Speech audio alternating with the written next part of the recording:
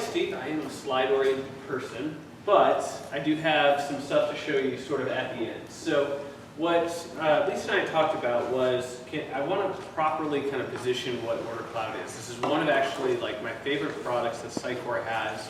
As you'll see, it's actually probably one of our most mature products, but you have to understand what it is in order to fully get why that statement I just said is true. So what I want to take you through is how are we positioning this? What is our strategy for commerce? Commerce is not one of those markets where there's not a lot of incumbent vendors. You know, I think there's like a couple hundred commerce vendors out there. So why Sitecore? Why should you care about this within your own practices? I'll talk about our architecture and extensibility. This is what makes it different. How to get more information. Unlike most of our other products, Ed and I were talking about this earlier, sandboxes and that ability to do the trial for OrderCloud is available to anyone within your practice or yourself. So just want to make sure everybody knows how to get there. So would not be a Sitecore presentation without the opening slide here, experience is everything. What we think though is the biggest opportunity for companies that do commerce and for us that supports them is to enable brands to compete for buyer loyalty. And the way that we look at that, and again, hopefully you'll get these slides afterwards, so I know that there's some heavy text on these, is you have to take somebody from the operational needs to the experience needs. Okay, so this is one of those things that I'm going to repeat quite a bit today. Operational needs within a lot of big brands are actually very, very complex, and this is where OrderCloud is a great fit. So, easiest thing to do is launch a storefront. You can do that with Shopify. You can do that with any host of free commerce applications, right? You want to be able to automate your operations. This is where you start to get really complex. This is where Shopify and Adobe Magento kind of starts to fall off. You want to reduce friction. You want to have really nice, easy buying experiences. This is where you start to see that front end customization, that extensibility really matter. Omnichannel reach. Again, I don't want to give you the kind of the canned answer about headless commerce, but the reality is most brands, they don't know what their business is going to look like tomorrow. So you have to plan for today that you're going to be omnichannel. You want to create that relevance with customers. You want to eventually have that loyalty program. That's ultimately where people want to get to, is where can I get where I have experience-based commerce, okay? So what we find when we go and sell OrderCloud is there's really four things that most people lack. And what I mean by that is we are never a brand's first commerce application, okay? So if you are somebody and you're selling to a brand that's going to be their first commerce application, I will be very transparent with you to say OrderCloud is probably not the right choice for them, okay? We are often the second one in the door because people often struggle to scale. As they get more complex or they actually try to automate what their business is, customizability and extensibility becomes quite complicated for out-of-the-box commerce. And then, as I just kind of said earlier, we don't know what tomorrow looks like for a lot of brands. We don't know how often you're going to be talking to businesses or consumers. So that ability to be agile with your same staff is critical, okay? And I'm going to go with kind of two quotes here that really I hope bring this together. So this is a quote from a CMO that we talked to in Australia. And I'll say this all the time, right? Like personalization, I don't have to convince you it's a good thing. Okay? You don't have to convince the CMO it's a good thing either. What you have to convince them is it's worth going after, right? The amount of content that somebody needs to actually personalize is pretty high, okay? Now, Sitecore happens to be a content company, so this is good, right? Let's talk to somebody who is in IT for a B2B construction business. So this is Carlisle Construction Materials. And kind of when I was talking to this person, what he said to me was it's so difficult for the human brain to actually understand a supply chain, a proper supply chain. Not, oh, I get it off the boat and then I break it into smaller bits and then I sell it to people. But really, where is a particular SKU located in one of my distribution centers somewhere in America? How can I get it to my end customer, right? And so what he said is when people come and talk to him, everybody says this is what they think it should look like, right? So what I'm kind of sharing with those two quotes is somebody has to meet both of those needs with one product. That is Sitecore superpower. So if you ask me what makes us different, it's the fact that when we originated, we were headless first, we were API first, so yes, the whole mock alliance thing, but we are customizable and extensible, and we are focused on a brand's operations. Our heritage is in B2B commerce, which is 100 times more complex than B2C commerce. So the only kind of other vendor that we find that's really like us is a company called Commerce Tools. You may have heard of them. They originated in the B2C world, and they're coming over to the B2B world, right? So we kind of meet them in the middle there, okay? This is from our website, so one of our properties, ordercloud.io. Okay, yes, we're in the age of microservices. I don't need to convince anybody here. We're in the age of best of breed. I don't need to convince anybody here. Our part is whether you are doing B2B, B2C, B2X kind of e-commerce, so think about if you service government agencies, it's more citizen delivery. If you do order management, if you're in the marketplace kind of business. We've been doing that since 1999, okay? So that is kind of where we kind of sit in this world, right? Order management and everything like that. If I were to summarize kind of the key strengths here, I think I've kind of recapped the key strengths there. I've said a couple of these already, you know, for OrderCloud. When I show you the demo, right, it is a pure headless platform, okay, so there is nothing there, okay? I need to really make that explicit to everybody. There's nothing there on the front end, okay? Works for most, but not all users, okay? Make sure that's important. Brands kind of should have a non-trivial technical ability, so that's why I say it's not best for first-timers. In this third bullet over here, this is important. If you are in a kind of bake-off or somebody says, oh, you know, Salesforce Commerce Cloud, they have wish list. Salesforce Commerce Cloud has, you know, this other product. I don't see that on Sitecore's website. That is true, okay? We can do wish lists. We can do subscription billing. We can, you know, do anything that you think of. But the point of a headless platform is, or in our opinion, is that we are not opinionated on what that should look like. So a wish list, for example, is a grouping of products that an individual makes. That's just a product group to us when you see our data model, okay? So kind of keep that in mind, right? And then, you know, we obviously expect you to integrate with other tools. So, you know, let's be real. You're also going to say, oh, but where's your shipping? Well, there are shipping companies out there. There are tax companies out there that really know how to do that. There are platforms that handle cryptocurrency billing. We can obviously handle the data, you know, and how you get from point A to point B. But yeah, somebody else is going to handle actually that payment processing. When I talk about headless, I am not going to give you the ChatGPT answer. That was a hell of a presentation. But if you ask ChatGPT about headless, they will say to decouple front end and back end, right?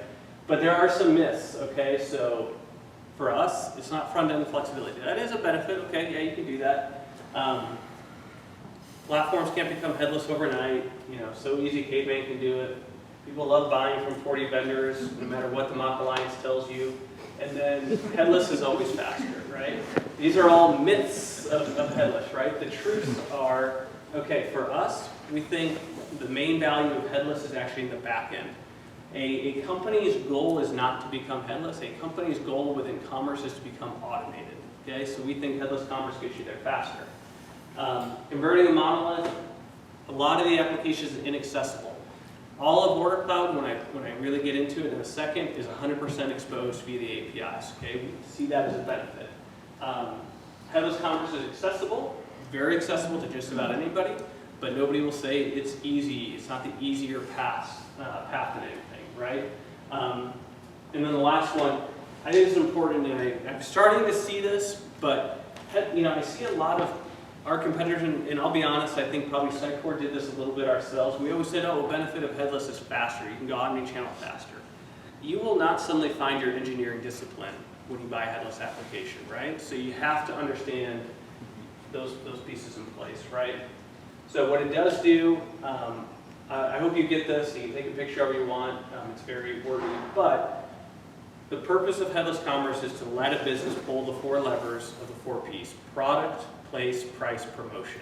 Okay, so if you go talk to marketers, you talk to commerce people, those are the 4 levers that they can pull to move the needle in their business, okay? So OrderCloud gives you more options, in our opinion, than any other commerce application.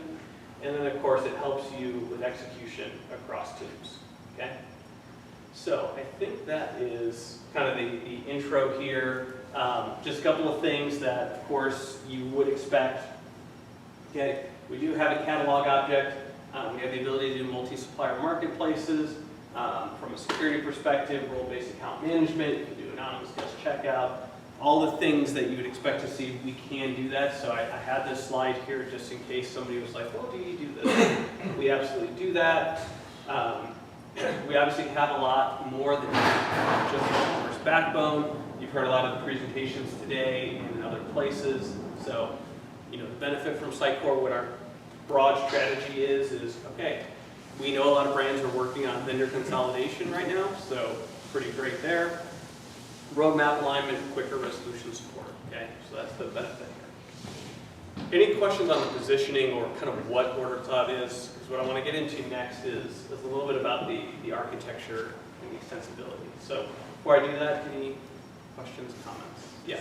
When you reference some of the features that that Sitecore doesn't purposely have at the moment, are there discussions of putting together just maybe some code patterns to as baselines to give agencies a stepping stone towards some of those things? Yep, and yeah, actually, so let me kind of get there kind of with this next one, because the answer is yes, and they are out on ordercloud.io, which I'll make sure I show you, because that is exactly what we do, and we do try to put those out there. So I think it's probably one of those things where we can go back and forth on to say, should we be more explicit about that, because it'll make it easier for a buyer to just kind of de-risk the decision.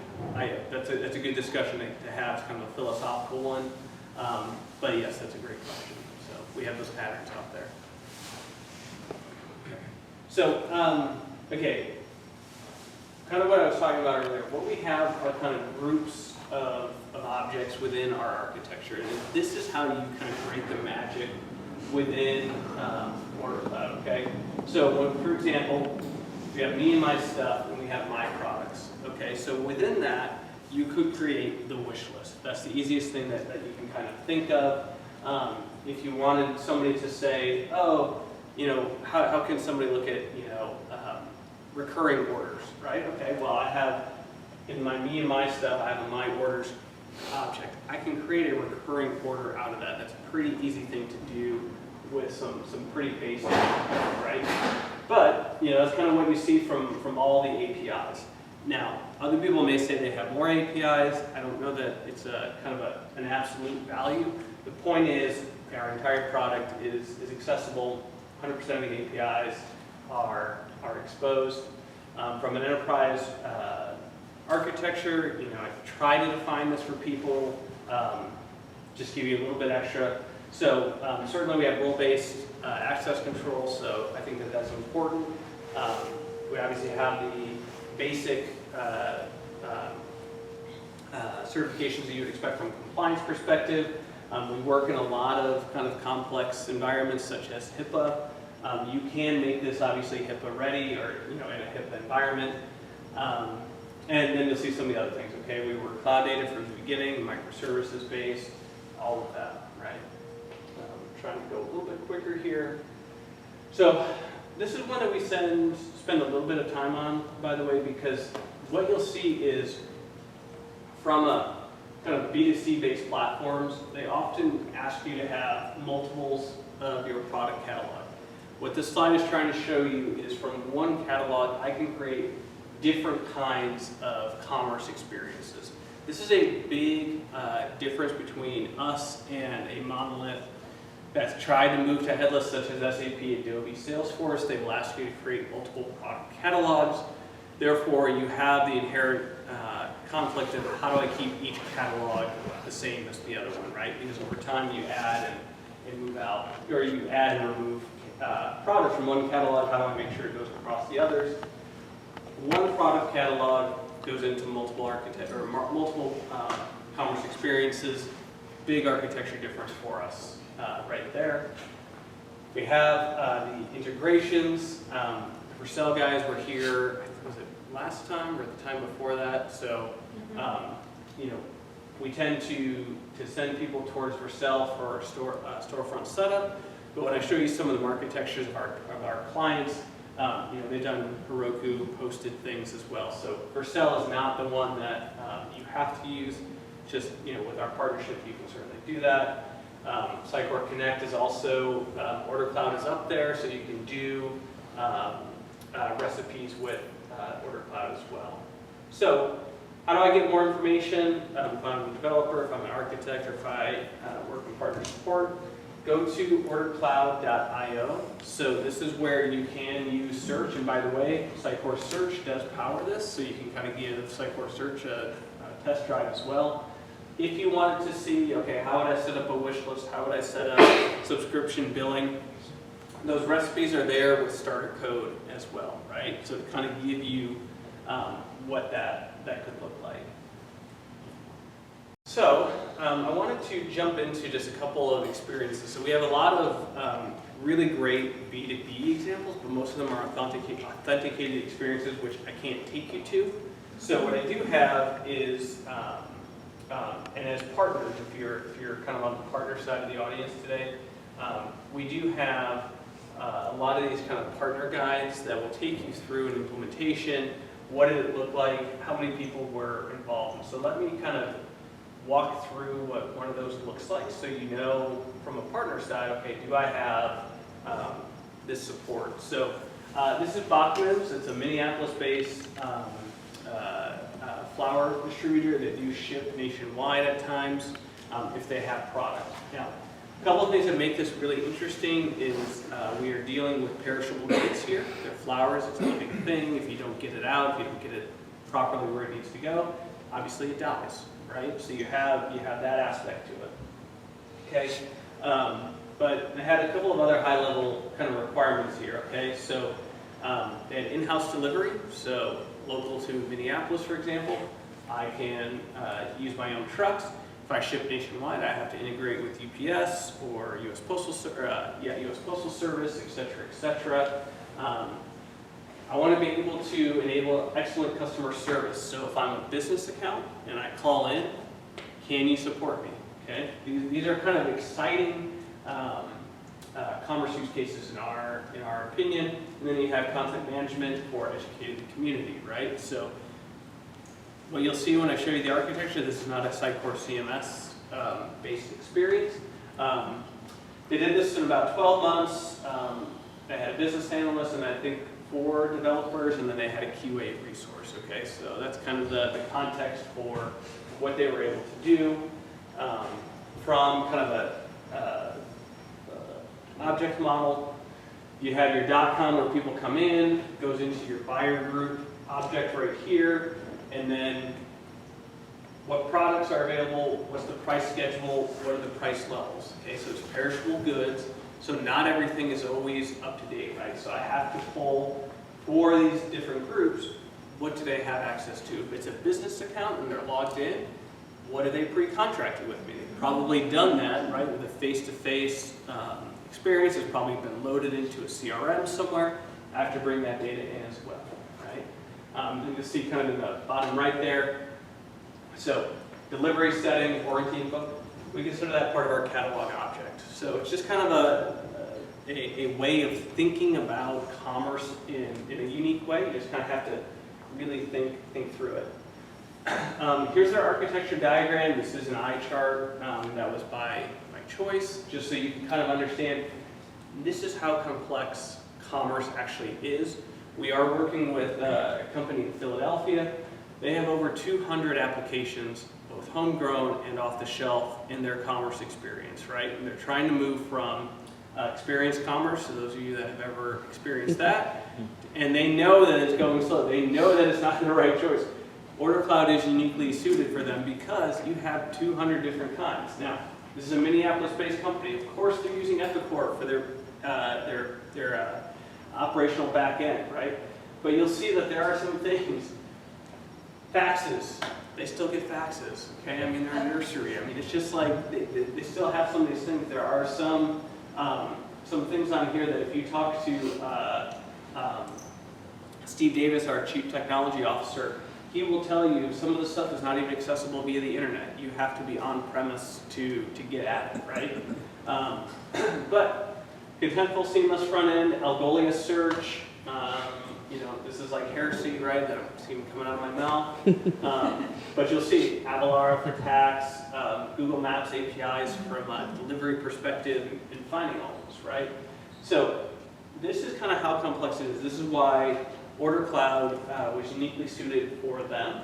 And you can kind of see when I bring up their site, what we were able to do for them. If you are a partner, we have these starter kits for you where you can also see kind of their front end that they designed and you know, what does the user experience look like as well. So bachmans.com.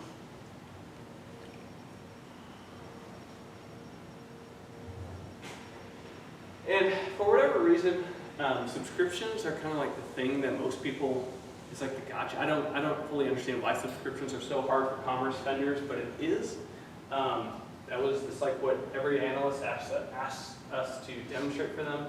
So what I'm pulling up here is a subscription where I can order that. I haven't talked too much about kind of payment options. I think when I last counted, we have about 30 different ways that people have, you know, processed payment from you know, standard credit cards to cash on delivery to cryptocurrency, gift cards, you know, you have loyalty points, etc. So you'll see a lot of these things here, right? You'll see I can set up my subscription how I want, pickup or delivery. When I add to cart, this is where it kind of gets interesting because at this point, most people would just send you down one path, most out-of-the-box kind of monoliths, right? But what if I'm like a local manager of a bank, or kind of like the office manager for 7 local branches, and I want fresh flowers in my bag, you know, every single time? That's a different kind of checkout experience that I need to send because I need to be able to put in where it's going. Because if it's, you know, if I select delivery, okay, hospitals, they don't currently take deliveries, right? COVID and all of that. So I can gray out if I need to. I can make those things go away. Depending on, you know, if I'm sending it to a church, funeral home, or a residence, I'll have a different form. What was interesting about this use case as well was I could put in from here, if I change this quantity to, let's say, those 7 places, you know, is it 1, 2, 3, 4 to one place, and then is it 7 to another place, etc., okay? So this is kind of one example of, okay, I can do subscriptions, I can create whatever I want. You'll see the rest of the front end looks mostly like most other commerce front ends for B2C commerce. Another one that's fairly interesting is a company out of Germany called Jonastone. So this is one that is run on Sitecore CMS, and OrderCloud is the back end. And so what I want to show you here is how do we plug into kind of augmented experiences, right? So what they have is they have a really cool kind of visual experience application. And they use a third party for this. So of course it's in German, so I will translate that to English. I have no idea how good Google Translate is for that. But I'm going to product. I assume this means something. It's not offensive to anybody in the room. It's for IBC.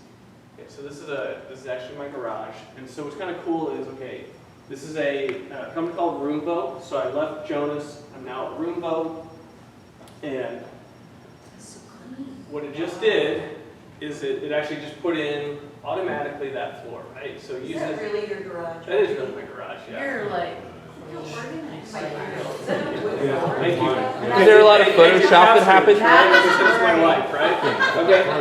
Okay, so Roomvo is doing a lot of the work, right? And it's really cool. I can swap out all these things. I'm getting a really beautiful picture, but this is not the end of the experience, right? Because what I want the AI to do is actually tell me how much flooring I need. has anybody ever done a personal flooring project where you're trying to guess how much? Yeah, I see some hands raised. Okay, so what's great is you'll see I'm in roomvo.com. I'm going to go back into Jonah Stone.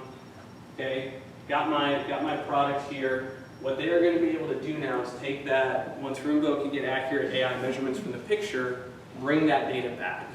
Frictionless commerce experience. I've gone from point A to point B. I've used webhooks to get from point A to point B, taking that information with me, etc. Right? So to us, this is what we look for when we look for commerce deals. This is what makes us excited. It's like, we're using a bunch of different applications. We don't care what they are. We're never going to go into Roomvo's market share, right? We are never going to build this kind of room visualizer. Other people will build this for us. What we will build is the commerce backend to make this really easy to then ship or pick up as needed. So with that, I hope I ended somewhat on time for you, Lisa. But if there's any questions that you have about OrderCloud or anything else, I just want to encourage you guys, go out to ordercloud.io. You can get into the sandbox there. Your developers can play around with it. You can get a lot of the information that I said as well in written format. So pause. Any questions anybody's got? Does OrderCloud have anything in lines with processing or handling returns or processing RMAs? Yep. And so if you go to ordercloud.io, again, we just call that kind of like either our catalog or your products object, and we can handle return workflows for sure. Absolutely. It's really a developer sell or an IT sell. In a way it is. So For someone that has problems that kind of knows intricacies. Yeah, so the marketer is going to be the one that's going to be super frustrated with exactly what Eric's saying, right? Which is a lot of companies now are struggling with the high volume of returns, right? Because it was like, I didn't care, I'm just going to send out the product. Now I need a better way to process returns. Is there a better way for me to operationalize where those returns goes? So it could be an IT buyer, but the business still has the problem. The point is, you just, business has the money, you just want to go in and make sure you're saying, you run your business how you want to, we can say yes to that. And to your IT person, go in and try it out, and you'll find out that you can start saying yes to your business. So yeah, you're absolutely right, Jim. Hey, David, on like a fulfillment inventory side, can I push directly from OrderCloud to that, or do I need to push it to a middle tier and then push it to this? You can push it directly to fulfillment. So we have a couple of fulfillment preferred kind of integrations that we've done. But depending on what the use case is, you can also send it to a middleman. Like it's, right. Again, in the B2B world where you have distributors, you have people breaking bulk all the time, like it can get kind of weird. Yeah. So. David, is there like a kind of like a reference implementation architecture? Like I know you showed the Batmans. Yeah. So those diagrams. So we have kind of a series of those to sort of give you a sense of like what you're going to find. So we have like a B2B reference diagram, a marketplace diagram, B2C diagram, which I showed you with Bot. I'm more talking about like, something I can ask IT person, like I need these servers or I need. Yeah, you know what, I don't have it with me right now, but if you go to, I believe it's on ordercloud.io, if not, should somehow have my contact info, I'm happy to connect you with that information. And second question is, does it do CPQs or configurable product codes? CPQ, it does. There are CPQ vendors out there, so I don't want to, so depending on what you're looking to do, we could be a good fit or we could not be a good fit. So one of my other demos I was thinking about doing was a HVAC system where they have somebody go through like a product kind of discovery guide to get there.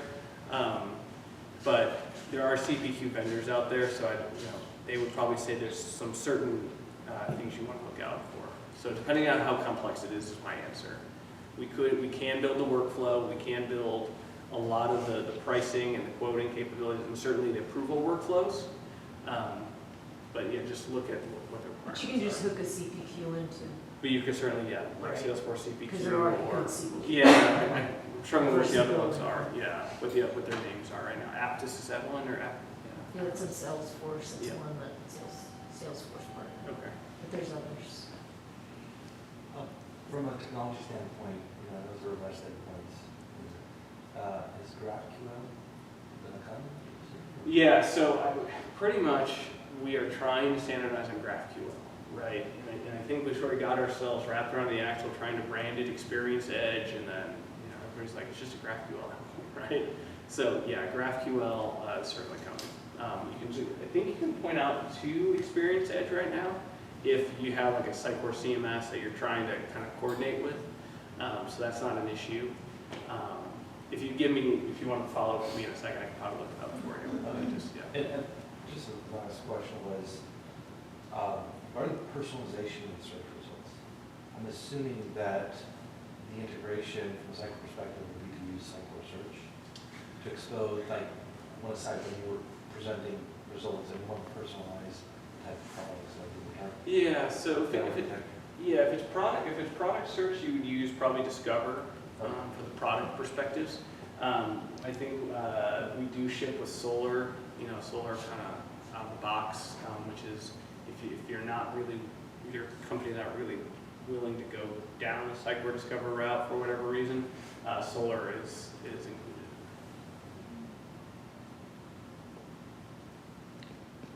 All right. Well, I know we're a little bit over time, but I'm Question happy for- to. Yeah. One last quick question for Lisa, actually. Okay. Yep. With the exception of Steve's presentation for obvious reasons, are these decks going to be made available for everybody?